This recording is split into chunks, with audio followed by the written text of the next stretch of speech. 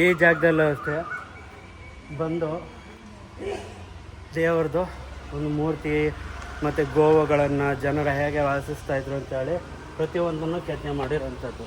ಜನ ಆವಾಗ ಹೆಂಗೆ ಜೀವನ ಮಾಡ್ತಾಯಿದ್ರು ಅಂತ ಸಖತ್ತಾಗಿದೆ. ನಿಮಗೆ ಕ್ಲೋಸಲ್ಲಿ ತೋರಿಸ್ತೀನಿ, ಕ್ಲೀನಾಗಿ ನೋಡಿ ಯಾವ ಥರ ಇದೆ ಅಂತಬಿಟ್ಟು. ಜನ ಹೆಂಗೆ ಜೀವನ ಮಾಡ್ತಾಯಿದ್ರು ಪ್ರಾಣಿಗಳ ಮಧ್ಯದಲ್ಲಿ ಅಂತ. ಅಲ್ಲಿ ಕಾಣಿಸ್ತಿರೋದು ಸಿಂಹಗಳು, ಸಿಂಹದ ಪಕ್ಕದಲ್ಲಿ ಮನುಷ್ಯರು, ಮನುಷ್ಯರ ಪಕ್ಕದಲ್ಲಿ ಕುರಿ, ಮೇಕೆ, ಕರು ಮತ್ತು ಹಸುಗಳ, ಎಮ್ಮೆಗಳ ಮಕ. ಇನ್ನೂ ಬರ್ತಾ ಇದ್ದರೆ ನಮಗೆ ಬಸವ, ಇದು ನಂದಿಯ ರೂಪ ಮತ್ತು ಮನುಷ್ಯರು. ಇದು ಮಹಿಳೆ ಮತ್ತು ಪುರುಷ. ಹಾಲು ಕರೀತಾ ಇದ್ದಾಗ ಕರು ಬಂದು ಅಡ್ಡ ಬರುತ್ತೆ. ಸಖತ್ತಾಗಿದೆ. ಹಾಲು ಕರೆಯುವಾಗ ಕರು ಅಡ್ಡ ಬಂದಾಗ ಕರುನ ತಳೆದಾಗ ತನ್ನ ತಾಯಿ ಬಾಯಿಯಿಂದ ಪ್ರೀತಿಯಿಂದ ಮುದ್ದಾಡುತ್ತೆ ಕರುವನ್ನು ಹಾಲು ಕರೆಯೋ ಟೈಮಲ್ಲಿ. ಎಷ್ಟು ಚೆನ್ನಾಗಿ ಕ್ಲೀನಾಗಿ ಕೆತ್ತನೆ ಮಾಡೋರು. ಎಷ್ಟೋ ವರ್ಷಗಳ ಹಿಂದೆ ಇವೆಲ್ಲ. ಇವಾಗೂ ಸೇಫಾಗಿರ್ಬೇಕಂತ ನೋಡಿ ಈ ಥರ ಫೆನ್ಸಿಂಗ್ ಹಾಕಿ ಇಟ್ಟವ್ರೆ. ಚೆನ್ನಾಗಿದೆ, ಚೆನ್ನಾಗಿ ಮಾಡವ್ರೆ. ಮನುಷ್ಯರು ಹೇಗೆ ಜೀವನ ಮಾಡ್ತಾಯಿದ್ರು ಅನ್ನೋದು. ಒಂದು ಮೇಲ್ಗಡೆ ಒಂದು ಕೆಳಗಡೆ, ಅದೆಲ್ಲ ಮಹಿಳೆಯರು. ನೀರಿಗೆ ಹೋಗಿ ಬಂದಿರೋರು, ಕೊಳದಲ್ಲಿ ನೀರು ತಗೊಂಬರ್ತಾರದು. ಮನುಷ್ಯನ ತಲೆ ಮೇಲೆ ತನ್ನ ಮಗನನ್ನು ತಲೆ ಮೇಲೆ ಇಟ್ಕೊಂಡು ಬರ್ತಾರದು. ತಾಯಿ ತನ್ನ ಮಗಳನ್ನ ಕೈಯಲ್ಲಿ ಹಿಡ್ಕೊಂಡು ಬರ್ತಾ ಇರೋದು. ಚೆನ್ನಾಗಿ ಮಾಡೋದು, ತಾಕತ್ತಾಗಿದೆ.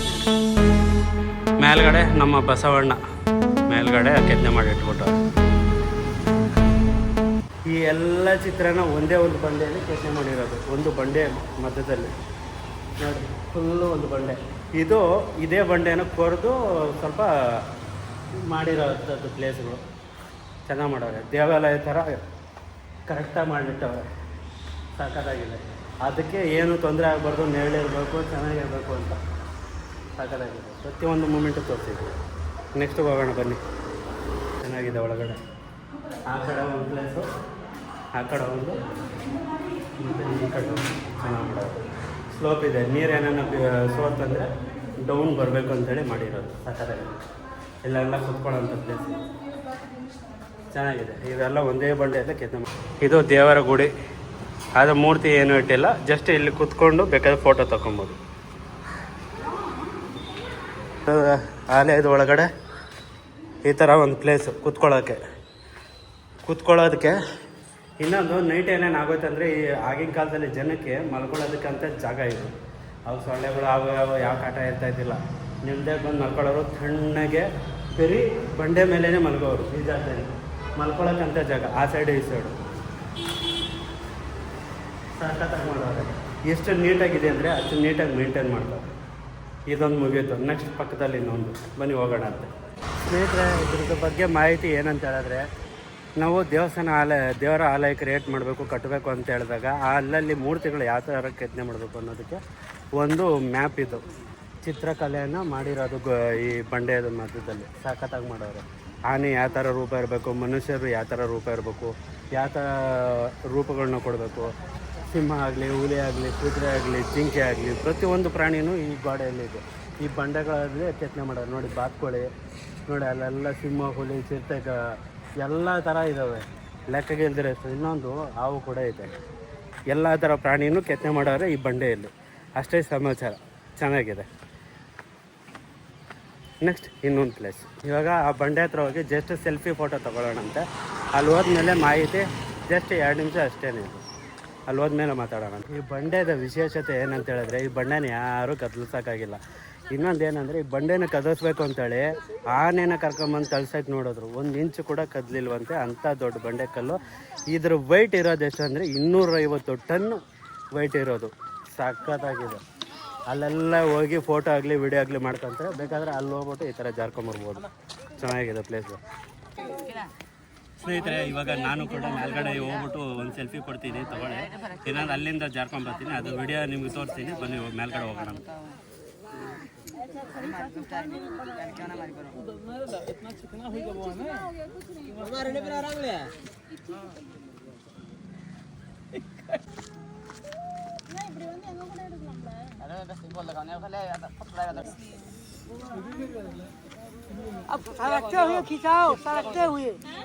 ಸ್ನೇಹಿತರೆ, ಹೇಗಿತ್ತು ಈ ಬಂಡೆದು ವಿಶೇಷ? ಈ ಜಾಗದಲ್ಲಿ ಬಂದು ಫೋಟೋ ಆಗಲಿ ವಿಡಿಯೋ ಆಗಲಿ ಮಾಡಿಕೊಂಡು ಈ ಜಾಗದಲ್ಲಿ ಕೂತ್ಕೊಂಡು ಜಾರ್ತಾರೆ ಯಾವಾಗಲೂ. ಅದೇ ಜಾರಿ ಅದು ಜಾರೋ ಬಂಡಿ ಆಗೋಗಿದೆ. ಆ ಕಡೆ ಚೆನ್ನಾಗಿದೆ. ಇಷ್ಟೇ ಮುಗಿಯಿತು. ನೆಕ್ಸ್ಟು ಇನ್ನೊಂದು ಪ್ಲೇಸ್ಗೆ ಹೋಗೋಣ ಅಂತ ನಡೀರಿ.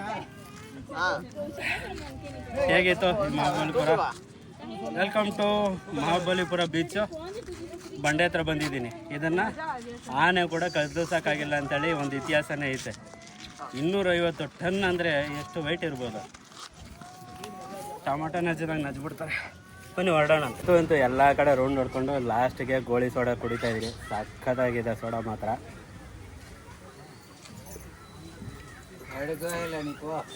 ಎಲ್ಲ ಕಡೆ ರೌಂಡ್ ಆದಮೇಲೆ ಫೈನಲಲ್ಲಿ ಈ ಥರ ಕುಡಿದ್ರೆ ಅದ್ರ ಕಿಕ್ಕೇ ಬೇರೆ ಇರುತ್ತೆ. ಸಖತ್ತಾಗಿದೆ ಮಾತ್ರ.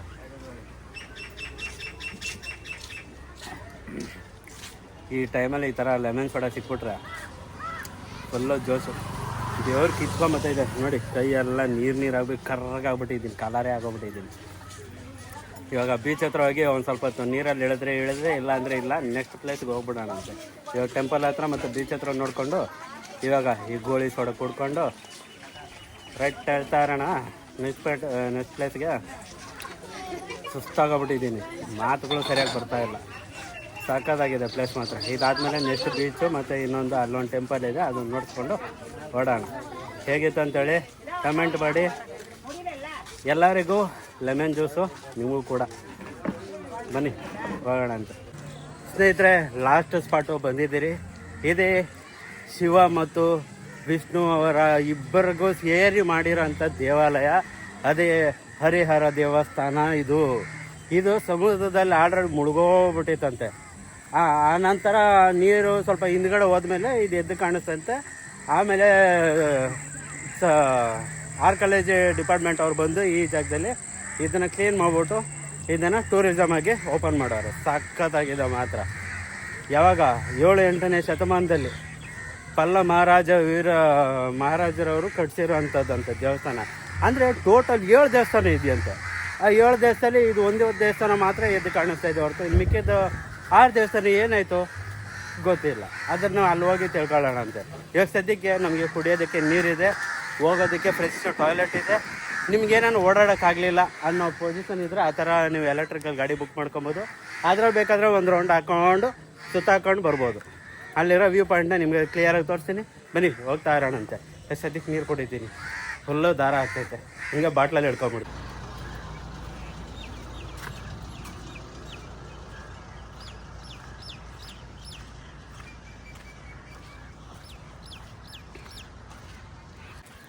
ಈ ಮಹಾಬಲಿಪುರದಲ್ಲಿ ಫೇಮಸ್ ಆಗಿರೋದು ಯಾವುದಂದರೆ ಒಂದು ಇದು ಹರಿಹರನ ದೇವಸ್ಥಾನ. ಅಂದರೆ ಶಿವ ಮತ್ತು ವಿಷ್ಣುವಿನ ದೇವಾಲಯನ ಕಟ್ಟಿರೋದು.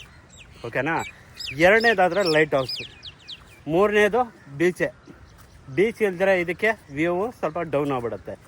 ಆದರೆ ಈ ದೇವಸ್ಥಾನ ಬೀಚ್ ಒಳಗಡೆ ಇತ್ತಂತೆ. ಅಂದರೆ ಬೀಚ್ ಇಲ್ಲವರೆಗೂ, ಅಂದರೆ ಮೈನ್ ಗೇಟ್ವರೆಗೂ ಇತ್ತಂತೆ ಬೀಚು.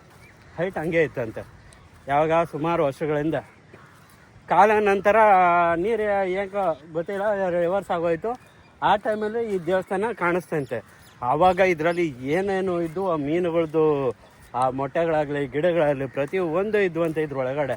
ಅದನ್ನೆಲ್ಲ ಕ್ಲೀನ್ ಮಾಡಿ ಸರ್ಚ್ ಮಾಡಿ ಇದು ಯಾರು ಕಟ್ಸಿರೋದು ಏನು ಎತ್ತ ಇದೆ ಇತಿಹಾಸನೆಲ್ಲ ನಮ್ಮ ಆರ್ಕಾಲಜಿ ಡಿಪಾರ್ಟ್ಮೆಂಟ್ ಅವರು ಕೆತ್ತನೆ ಮಾಡಿದ ಹುಡುಕಿದಾಗ ಎಲ್ಲ ಸಿಕ್ಕೈತೆ. ಆ ಟೈಮಲ್ಲಿ ಇದನ್ನು ಒಂದು ಮ್ಯೂಸಿಯಮ್ ಆಗಿ ಇಲ್ಲಿರೋರಿಗೆ ಒಂದು ಟೂರಿಸಮ್ ಪ್ಲೇಸಾಗಿ ಮಾಡಿದ್ದಾರೆ. ಸಖತ್ತಾಗಿದೆ. ಹತ್ರ ಹೋಗ್ತಾ ಇರೋಣಂತ ಬನ್ನಿ. ಇನ್ನು ಸ್ನೇಹಿತರೆ, ಆ ದಡದಲ್ಲೆಲ್ಲ ಕಾಣಿಸ್ತಾ ಇದೆಯಲ್ಲ, ಅದು ಎಲ್ಲ ಫಿಶಿಂಗ್ ಬೋಟು. ಆ ಫಿಶಿಂಗ್ ಬೋಟ್ ಹತ್ರನೂ ಬೇಕಾದರೆ ಹೋಗ್ಬೋದು. ಸಾಧ್ಯ ಆದರೆ ಆ ಕಡೆನೂ ಹೋಗಿ ಚೆಕ್ ಮಾಡೋಣ ಅಂತೆ. ಏನಂದರೆ ಅಲ್ಲೂ ಹೋಗೋದಕ್ಕೆ ಪರ್ಮಿಷನ್ ಇದೆ ಅಂತ. ಪರ್ಮಿಷನ್ ಇದೆ, ಬಟ್ ಅದು ಸುತ್ತ ಹಾಕ್ಕೊಂಡು ಅಲ್ಲಿಗೆ ಹೋಗಬೇಕು. ಸಖತ್ತಾಗಿದೆ. ಆ ಜಾಗದಲ್ಲಿರೋದೆಲ್ಲ ಫಿಶಿಂಗ್ ಬೋಟಿಂಗು. ಅದರಲ್ಲಿ ಒಳಗಡೆ ಹೋಗಿ ಫಿಶಿಂಗ್ ಹಿಡ್ಕೊಂಡು ಬರ್ತಾರೆ. ಅಲ್ಲಿ ಯಾರೋ 2 ಸರ್ಫೇಸಲ್ಲಿ ಬೋಟ್ ಹೋಗೈತೆ. ಈ ಜಾಡವ್ರು ಬೇಕಾದರೆ ಇಲ್ಲಿ ಬರ್ಬೋದು ಧಾರಾಳವಾಗಿ. ದೇವಸ್ಥಾನಕ್ಕೆ ಹೋಗ್ಬೇಕಂದ್ರೆ ನೋಡಿ ಈ ಥರ ಸ್ಟೆಪ್ಸ್ ಇದೆ. ಬೇಕಾದರೆ ಇಲ್ಲಿ ಇಳ್ಕೊಂಡು ಇದೆಲ್ಲ ಮರಳು ಬರೋ ಕಾರಣ ಅಲ್ಲಿರೋಂಥ ಬೀಚು ಮಣ್ಣು ಇವೆಲ್ಲ. ಇದನ್ನು ಅಷ್ಟು ಬೇಗ ಕ್ಲೀನ್ ಮಾಡೋಕ್ಕಾಗಲ್ಲ. ಕ್ಲೀನ್ ಮಾಡೋಕ್ಕೆ ಹೋದರೆ ಇನ್ನೂ ಜಾಸ್ತಿ ಹಾಳಾಗ್ಬಿಡುತ್ತೆ ಅಂತ ಹಂಗೆ ಬಿಟ್ಟವ್ರೆ. ಇಲ್ಲಿ ಕಾಣಿಸೋದೆ ಹರಿಹರರ ದೇವಾಲಯ ಅಂತೇಳಿ ಹೇಳೋದಿದು. ಸುತ್ತೂರ ನಮಗೆ ಕಾಣಿಸೋದೆ ನಂದಿ ವಿಗ್ರಹಗಳು, ಒಂದಲ್ಲ ಎರಡಲ್ಲ, ಸುಮಾರು ಲೆಕ್ಕಕ್ಕೆ ಇಲ್ದಿರೋ ಅಷ್ಟು ಇದೆ. ಸುತ್ತೂರ ಇದ್ದಾವೆ, ಲೆಕ್ಕ ಹಾಕೋಕ್ಕಾಗಲ್ಲ, ಬೇಜಾರು ಮಾಡ್ಕೊಂಬೇಡಿ. ಇದೇ ದ್ವಾರದ ಬಾಗಿಲು ಹರಿಹರ ದೇವಸ್ಥಾನಕ್ಕೆ ಹೋಗೋವಂಥದ್ದು. ಈ ದೇವಸ್ಥಾನದ ಹತ್ರ ಹೋಗ್ಬೇಕು ಏನಿದ್ರು. ಇದೇ ನಮ್ಮ ಹರಿಹರನ ದೇವಾಲಯ. ಎಷ್ಟು ಸಖತ್ತಾಗಿದೆ ನೋಡಿ, ತುಂಬ ದೊಡ್ಡದಾಗಿದೆ. ಈ ದೇವರ ಆಲಯ ಒಳಗಡೆ ಹೋಗಂಗಿಲ್ಲ. ಇನ್ನೊಂದು ಪೂಜೆ ಪುನಸ್ಕಾರ ಅಂತೂ ಮಾಡೋಂಗಿಲ್ಲ. ಯಾಕಂದರೆ ಹಂಗೇನ ಮಾಡಿದ್ರೆಗನ ಈ ದೇವಸ್ಥಾನದಲ್ಲಿರೋಂಥ ಆಕಾರ ಏನಂದರೆ ಇರೋವಂಥ ಪೇಂಟಿಂಗು ಕೆತ್ತನೆಗಳೆಲ್ಲ ಹಾಳಾಗೋಗ್ಬಿಡುತ್ತೆ ಅಂತೇಳ್ಬಿಟ್ಟು ಅಲ್ಲಿ ಏನು ಮಾಡ್ತಾಯಿಲ್ಲ. ಜಸ್ಟ್ ಇಲ್ಲಿ ಬೇಕಾಗಿರೋವಂಥ ಟೂರಿಸ್ಟ್ ಅವ್ರಿಗೆ ನೋಡೋದಕ್ಕಂತ ಬಿಟ್ಟವ್ರೆ. ಇಲ್ಲ ಅಂದರೆ ಇದು ಕೂಡ ನಮಗೆ ಸಿಗ್ತಾ ಇದ್ದಿಲ್ಲ. ಬನ್ನಿ ಇವಾಗ ಒಳಗಡೆ ಹಿಂಗೆ ಹೋಗೋಣ ಅಂತೆ. ಒಳಗಡೆ ಹೋಗ್ತಾ ಇದ್ರೆ ನೋಡಿ, ಇದೇ ದ್ವಾರದ ಬಾಗಿಲು. ಇತ್ತ ನೋಡಿ ದೇವತೆಗಳು ಕಾವಲಿಗೆ ಇರುವಂಥದ್ದು. ಅದ್ರ ಮಧ್ಯದಲ್ಲಿ ಈ ದೇವರ ಆಲಯ. ಹಿಂಗೆ ಸುತ್ತ ಹಾಕೊಂಡು ಹೋಗ್ಬೇಕು ನೋಡಿ, ಇಲ್ಲೆಲ್ಲ ಓಪನ್ ಇದೆ ಪ್ಲೇಸು. ಹಿಂಗಿಂದ ಹೋಗಿ ಹಿಂಗಿಂದ ಬರಬೇಕು. ಎಲ್ಲ ಕಲ್ಲಲ್ಲೂ ಒಂದೊಂದು ಮೂರ್ತಿಗಳನ್ನ ಕೆತ್ತನೆ ಮಾಡೋರು. ಅದೇ ಥರ ಮೇಲ್ಗಡೆ ಸುತ್ತೂರ ನಂದಿಯ ವಿಗ್ರಹಗಳನ್ನ ಇರ್ತವೆ. ಇದೆಲ್ಲ ಇದು ಫುಲ್ ಕ್ಲೀನಾಗಿ ಕೆತ್ತನೆ ಮಾಡಿದರು. 7ನೇ 8ನೇ ಶತಮಾನದಲ್ಲೇ ಇದನ್ನು ಕಟ್ಟಿರೋದಲ್ವ. ಆ ಟೈಮಲ್ಲಿ ಸಮುದ್ರದ ಬೆಳೆ ಮುಳುಗೋಗಿತ್ತು. ಆ ಉಪ್ಪಿನ ನೀರಲ್ಲಿ ರಭಸದಲ್ಲಿ ಹೊಡಿತಾ ಆ ನೀರಿಗೆ ರಭಸಕ್ಕೆ ಹೊಡಿತಾ ಏನಾಯಿತು, ಈ ಕಲ್ಲುಗಳೆಲ್ಲ ಈ ಥರ ಆಗೋಗಿದೆ. ಆವಾಗ ಇನ್ನೂ ಸಖತ್ತಾಗಿತ್ತು, ಸುಂದರವಾಗಿತ್ತು. ಇನ್ನೊಂದು ಜನ ಬಂದು ಹೋಗೋರಂತೆ ಈ ಜಾಗಕ್ಕೆ. ದೇವರ ದರ್ಶನ ಎಲ್ಲ ಮಾಡಿಕೊಂಡು ದೇವರ ಪೂಜೆ ಪುನಸ್ಕಾರ ಎಲ್ಲ ನಡೀತಾ ಇತ್ತಂತೆ. ಸಮುದ್ರದಲ್ಲಿ ಏನಕ್ಕೆ ಮುಳುಗೋಯ್ತು ಅನ್ನೋದು ಕಾರಣ ಅಂತ ಗೊತ್ತಿಲ್ಲ. ಅದಕ್ಕೆ ಮಾತ್ರ ನನ್ನ ಕಡೆಯಿಂದ ಕ್ಷಮೆ ಇರಲಿ. ಸದ್ಯಕ್ಕೆ ಇದನ್ನು ಮಾತ್ರ ನೋಡಿಕೊಂಡು ಹೊರಡೋಣ ಅಂತೆ.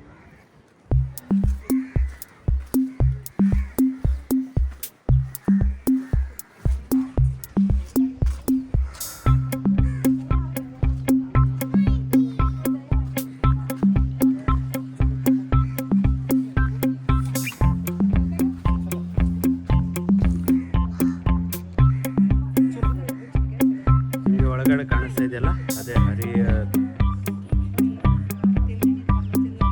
ಹತ್ರ ಹೋಗಿ ತೋರಿಸ್ತೀನಿ. ಇವಾಗ ಕಾಣಿಸ್ತಾ ಇರೋದೇ ನಮ್ಮ ಸಾಕ್ಷಾತ್ತು ಮಹಾವಿಷ್ಣು ಅವರ ಒಂದು ಮೂರ್ತಿಯನ್ನು ಇಲ್ಲಿ ಕೆತ್ತನೆ ಮಾಡೋರೆ. ಪಕ್ಕದಲ್ಲಿ ಎಲ್ಲ ಕಾಣಿಸ್ತಾ ಇದೆಯಲ್ಲ, ಯಾವ ಥರ ಸಿಕ್ಕತ್ತ ಕೆತ್ತನೆ ಮಾಡೋರು ಅಂತ. ಯಾಕಂದರೆ ಇಲ್ಲಿ ಪೂಜೆ ಪುನಸ್ಕಾರ ಎಲ್ಲ ಮಾಡೋಕ್ಕಾಗಲ್ಲ. ಈ ಮೂರ್ತಿಗಳ ಒಂದು ರೂಪ ಕಳೆದೋಗುತ್ತೆ ಅಂತೇಳಿ ಮಾಡ್ತಾ ಇಲ್ಲ. ಇದು ಹರಿಯ ಸ್ವಾಮಿ ಅಂದರೆ ಮಹಾವಿಷ್ಣು ಅವರ ಒಂದು ಮೂರ್ತಿಯನ್ನು ಇದ್ ಕಡೆ ಕೆತ್ತನೆ ಮಾಡೋರೆ. ಶಿವನದು ಲಿಂಗ ಎಲ್ಲಪ್ಪ ಅಂದರೆ ಇದ್ರ ಹಿಂದ್ಗಡೆ ಇದೆ. ಇದ್ರ ಹಿಂದ್ಗಡೆ ಇದೆ, ಯಾಕೋ ಗೊತ್ತಿಲ್ಲ. ಬೇಗ ಓಡೋಣ ಅಂತ ಬಂದು.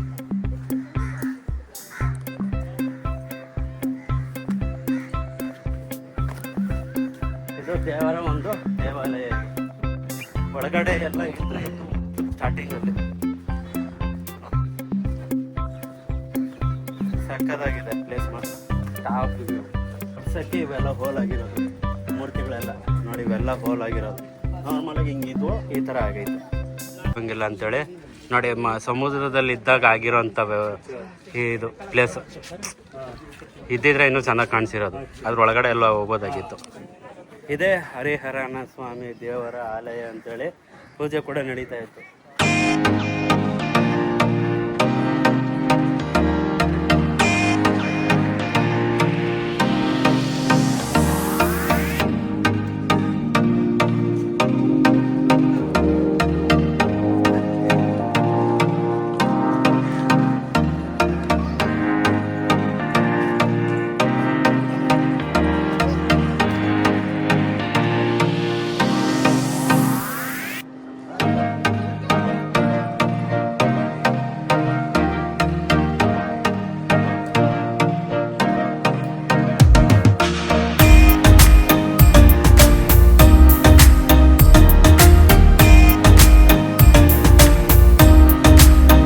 ಮಹಾಬಲಿಪುರ ಬೀಚ್ ಹಿಂದ್ಗಡೆ ಐತೆ. ಇದ್ರ ಬ್ಯಾಕ್ ಸೈಡು ಬಂಡೆಗಳಿರೋ ಕಾರಣದಿಂದ ಬೀಚ್ ನೀರು ಇಲ್ಲಿ ಬರ್ತಾ ಇಲ್ಲ, ಫುಲ್ಲು ಸೇಫ್ ಆಗಿದೆ.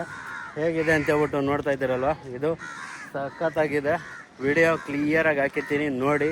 ದಯವಿಟ್ಟು ಸಬ್ಸ್ಕ್ರೈಬ್ ಮಾಡೋದನ್ನು ಮರಿಬೇಡಿ, ಸಬ್ಸ್ಕ್ರೈಬ್ ಮಾಡಿ. ಹೇಗಿದೆ ಮಹಾಬಲಿಪುರದ ಒಂದು ವ್ಯೂ ಪಾಯಿಂಟ್ ನೋಡೋಣ ಬನ್ನಿ. ಇನ್ನು ಮುಂದ್ಗಡೆ ಹೋಗ್ತಾ ಇರೋಣ. ಹಿಂಗೆ ಹೋಗ್ಬೇಕಾಗಿರೋದು. ಹಿಂದ್ಗಡೆಯಿಂದ ಬಂದೆ ಲಾಸ್ಟ್ ಪಾಯಿಂಟು ಬಂಡೆಕಲ್ಲು ನೋಡಿದ್ರಲ್ಲ, ಅಲ್ಲಿ ಮತ್ತೆ ವಾಪಸ್ ರಿವರ್ಸ್ ಬಂದು ಲೆಫ್ಟಿಗೆ ಟೆಂಪಲ್ ಕಾಣಿಸುತ್ತೆ. ಟೆಂಪಲ್ ರೋಡ್ ಬಂದರೆ ಶಾರ್ಟ್ ಕಟ್ ಆಗುತ್ತೆ, ನಡ್ಕೊಂಡೇ ಬಂದ್ಬಿಡ್ಬೋದು ಈ ಬೀಚ್ ಹತ್ರಕ್ಕೆ. ಬನ್ನಿ ಇನ್ನು ಹೋಗ್ತಾ ಇರೋಣ. ಇನ್ನು ಬರೀ 50 ಮೀಟ್ರ್ ಇದೆ ಇಲ್ಲಿ ಹೋಗೋಕ್ಕೆ. ಎಷ್ಟು 50 ಮೀಟ್ರು. ಟೆಂಪಲ್ಗೆ ಹೋಗ್ಬೇಕಂದ್ರೆ ನೋಡಿ ಅಲ್ಲಿ ಗೇಟ್ ಇದೆಯಲ್ಲ, ಆ ಗೇಟ್ ಒಳಗಡೆಯಿಂದ ಹೋಗ್ಬೇಕು. ಅದನ್ನು ಸದ್ಯಕ್ಕೆ ಬೀಚ್ ಹತ್ರ ಹೋಗ್ಬಿಡೋಣ. ಬಿಸಿಲು ಮುಳುಗೋ ಅಷ್ಟಕ್ಕೆ ಬಿಸಿಲು ಇರೋವಾಗಲೇ ಹೋದ್ರೆ ಬೀಚ್ ಹತ್ರ ಮಜಾ ಇರುತ್ತೆ. ಬಿಸಿಲು ಹೊಟ್ಟಾದ್ಮೇಲೆ ಮಜಾ ಇರೋದು. ಗಿಣಿ ಶಾಸ್ತ್ರ ಕೇಳೋರು ಕೂಡ ಗಿಣಿ ಶಾಸ್ತ್ರ ಕೂಡ ಇದೆ, ಚೆನ್ನಾಗಿದೆ. ಇಲ್ಲೆಲ್ಲ ಅಂಗಡಿಗಳು ಕೂಡ ಇದೆ, ಏನು ಬೇಕಾದರೂ ತೊಗೊಬೋದು. ಬನ್ನಿ ಇನ್ನು ಮುಂದ್ಗಡೆ ಹೋಗ್ತಾ ಇರೋಣ. ಹೆಂಗಿದೆ ವ್ಯೂ ಪಾಯಿಂಟು. ಬೇಗ ಹೋಗ್ಬೇಕು, ಮರಳಲ್ಲಿ ನಡೆಯೋಷ್ಟಕ್ಕೆ ಎಳಿತೈತೆ ಭಾರ. ಅಂತೂ ಇಂತೂ ಬೀಚ್ ವ್ಯೂ ಹತ್ತತ್ರ ಬಂದಾಯಿತು. ಇವಾಗ ಇಲ್ಲಿಂದ ಜಸ್ಟ್ 5 ಮೀಟ್ರು ಹತ್ರ ಹೋಗ್ತಾ ಇದ್ದೀರಿ. ಬನ್ನಿ ಹತ್ರ ಬಂದಾಯ್ತು. ಸ್ವಲ್ಪ ಡಿಸ್ಟೆನ್ಸ್. ಸ್ನೇಹಿತರೆ, ಬಂಡೆ ಮೇಲೆ ನಿಂತ್ಕೊಂಡು ವಿಡಿಯೋ ಮಾಡ್ತಾ ಇದ್ದೀನಿ. ಹೆಂಗೆ ಕೇಳಿಸ್ತಾ ಇದೆ, ಸಾಕಾದಾಗ ಕೇಳಿಸ್ತಾ ಇದೆ. ಸೂಪರು. ನನ್ನ ಪ್ಯಾಂಟು ಚಪ್ಪಲಿ ಹೋಯ್ತು, ನೀರು ಎಲ್ಲರಿಗೂ ಬಂತು. ಅಲ್ಲೋಗಿ ಕುತ್ಕೊಂಡಿದ್ದೆ, ನೀರು ಬಂದ್ಬಿಡೋದ. ಪ್ಯಾಂಟು ಸಿಪ್ಪರ್ ಎಲ್ಲ ಹೋಗ್ಬಿಡ್ತು. ಜಸ್ಟ್ ಮಿಸ್ಸು, ಮೊಬೈಲೇ ಎಗ್ರೋಗ್ಬಿಟ್ಟಿರೋದು. ಅಲ್ಲಲ್ಲೇ ಬರ್ತಾಯಿದೆ ಅಂದ್ಕೊಂಡಿದ್ದೆ, ನೋಡಿದ್ರೆ ಕಾಲ್ ಮೇಲೆ ಬಂದ್ಬಿಟ್ಟಿದ್ದೆ. ಸರಿ ಇದು ಹೆಂಗ ಜಸ್ಟ್ ಮಿಸ್ಸು. ಚಪ್ಪಲಿ ಹೋಯ್ತಲ್ಲ, ಅದೇ ಒಂದು ಬೇಜಾರು. ಅಂದರೆ ನೆಂದೋಯ್ತು, ಹಾರ್ಕೊಳ್ಳುತ್ತೆ. ಇವಾಗ ಈ ಮಣ್ಣಲ್ಲಿ ನಡ್ಕೊಂಡು ಹೋಗ್ಬೇಕು, ಭಾರಿ ರಿಸ್ಕ್ ಆಗುತ್ತೆ. ನೋಡ್ತಾ ಇರಿ ವಿಡಿಯೋ ಹೆಂಗಿದೆ ನೋಡಿ. ಸ್ನೇಹಿತರೆ, ನೋಡ್ತಾ ಇದ್ದೀರಲ್ಲ, ಮಹಾಬಲಿಪುರ ಬೀಚ್ ಹತ್ರ ಬಂದಿದ್ದೀನಿ. ಈ ಬಂಡೆ ಹತ್ರ ಕುತ್ಕೊಂಡು ಬೇಕಾದ್ರೆ ನಾವು ವ್ಯೂ ಫೋಟೋ ತೊಗೊಬೋದು. ಇಲ್ಲಿ ಕುತ್ಕೊಂಡು ಆಪೋಸಿಟಲ್ಲಿ ತೊಗೊಬೋದು. ಇಲ್ಲಾಂದರೆ ಅದು ಮೇಲೆ ಹತ್ತಿ ಕೂಡ ನಾವು ವಿಡಿಯೋ ಮಾಡ್ಕೊಬೋದು, ಫೋಟೋ ಕೂಡ ಕ್ಲಿಕ್ ಮಾಡ್ಕೊಬೋದು. ವೆಲ್ಕಮ್ ಟು ಮಹಾಬಲಿಪುರ ಪ್ಲೇಸ್ಗೆ ನಿಮಗೆಲ್ಲರಿಗೂ ಸುಸ್ವಾಗತ. ನಾನು ನಿಮ್ಮ ಅಶೋಕ್ ಬ್ಲಾಗ್. ಯೂಟ್ಯೂಬಲ್ಲಿ ನೋಡೋರು ಸಬ್ಸ್ಕ್ರೈಬ್ ಮಾಡ್ಕೊಳ್ಳಿ. ಹೇಗಿದೆ ಅಂತ ಹೇಳ್ಬಿಟ್ಟು ಈ ಮಹಾಬಲಿಪುರದ ಬೀಚು ಮತ್ತು ಇರೋಂಥ ಎಲ್ಲ ದೇವಸ್ಥಾನಗಳು, ಮ್ಯೂಸಿಯಮ್ಮು, ಆ ಪ್ಲೇಸ್ ಎಲ್ಲ ತೋರಿಸಿದ್ದೀನಿ. ಹೇಗಿದೆ ಅಂತ ಹೇಳ್ಬಿಟ್ಟು ದಯವಿಟ್ಟು ಕಮೆಂಟಲ್ಲಿ ತಿಳಿಸಿ. ಈ ಪ್ಲೇಸಿಗೆ ನೀವು ಬರಬೇಕಂದ್ರೆ ಏನಿಲ್ಲ, ಪಾಂಡಿಚೇರಿ ಆಗಲಿ ಇಲ್ಲಾಂದರೆ ಚೆನ್ನೈ, ಈ 2 ಪ್ಲೇಸ್ ಹತ್ರ ಬಂದು ಅಲ್ಲಿಂದ ಡೈರೆಕ್ಟ್ ಮಹಾಬಲಿಪುರಕ್ಕೆ ಅಂತ ಕೇಳಿದ್ರೆ ಸಿಗುತ್ತೆ. ಅಕಸ್ಮಾತ್ ಸಿಕ್ಕಿಲ್ಲ ಅಂದರೆ ಅಲ್ಲಿಂದ ಇದು ಚೆಂಗಲ್ಪೇಟೆ ಅಂತ ಹೇಳ್ಬಿಟ್ಟು ಸ್ಕ್ರೀನ್ ಮೇಲೆ ಹಾಕಿರ್ತೀನಿ. ಆ ಚೆಂಗಲ್ಪೇಟೆ ಬಸ್ ಸ್ಟ್ಯಾಂಡ್ಗೆ ಬಂದು ಅಲ್ಲಿಂದ ಇಲ್ಲಿಗೆ ಡೈರೆಕ್ಟ್ ಬೇಕಾದರೆ ಮಹಾಬಲಿಪುರಂ ಬೀಚ್ ಹತ್ರನೇ ಬಿಡುತ್ತೆ. ಆ ದೇವಸ್ಥಾನ ಮತ್ತು ಬೀಚು ಎರಡು ಎದುರೆದುರಿಗೆ ಇರುತ್ತೆ. 50 ಮೀಟ್ರ್ 500 ಮೀಟ್ರ್ ಅಂದ್ಬಿಟ್ಟೆ, ಅದು ತಪ್ಪಾಯಿತು. ಬೇರೆ 50 ಮೀಟ್ರ್ ಡಿಸ್ಟೆನ್ಸಲ್ಲಿದೆ ಆ ಬಸ್ ಸ್ಟ್ಯಾಂಡ್ಗೂ ಇಲ್ಲಿಗೂ. ಅಲ್ಲಿ ಇಳಿದ್ರೆ, ಇಲ್ಲಿ ನಡ್ಕೊಂಬಂದ್ರೆ ಬೀಚಲ್ಲಿ ನೀರಲ್ಲಿ ಇಳಿದ್ರೆ ಎಂಜಾಯ್ ಮಾಡಿದ್ರೆ ಹೆಂಗಿದೆ ಈ ಮಹಾಬಲಿಪುರಂ ಬೀಚು. ಸಬ್ಸ್ಕ್ರೈಬ್ ಮಾಡೋದನ್ನು ಮರಿಬೇಡಿ. ಏನಾದ್ರು ಮಿಸ್ಟೇಕ್ ಇದ್ದರೆ ಕಮೆಂಟಲ್ಲಿ ತಿಳಿಸಿ. ಈ ವಿಡಿಯೋ ಚಂದ್ರಾಗಿದ್ರೆ ಲೈಕ್ ಮಾಡೋದನ್ನು ಮರಿಬೇಡಿ. ಇದು ನಿಮ್ಮ Mahabalipura beach. Okay, take care, tata, bye bye. ಜೈ ಕರ್ನಾಟಕ, ಜೈ ಕನ್ನಡಾಮೆ ಅಂತ ಹೇಳ್ತಾ ಈ ಮಾತೆಲ್ಲ ಮುಗಿಸ್ತಾ ಇದ್ದೀನಿ. ಮತ್ತೊಂದು ವಿಡಿಯೋದಲ್ಲಿ ಸಿಗ್ತಾ ಇರೋಣಂತೆ. ಓಕೆನಾ, ಬೈ ಬಾಯ್.